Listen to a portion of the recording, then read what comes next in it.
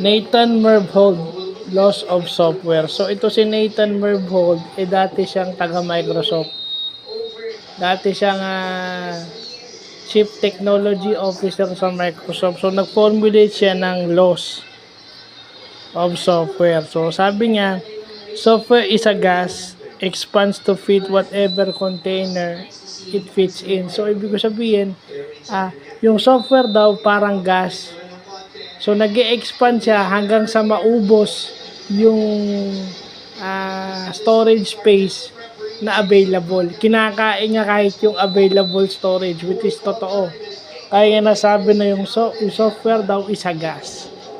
Ay, software grows until it becomes limited. O yun na yun. Kapag naubos niya na yung storage space, bumabagal na siya. Okay? Yun yun. 3. Software growth makes Moore's Law possible.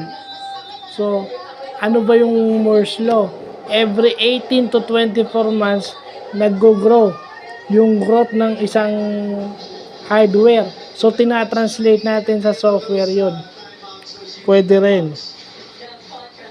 And then, lastly, yung software is limited by ambition and expectation. So, ibig sabihin, yung tao ang naglilimit sa software. Kasi kung ano ilalagay niya, yun lang ang software talaga. Kung yung algorithm niya is hanggang doon lang. Kaya dinidevelop nga niya. So, yun lang po.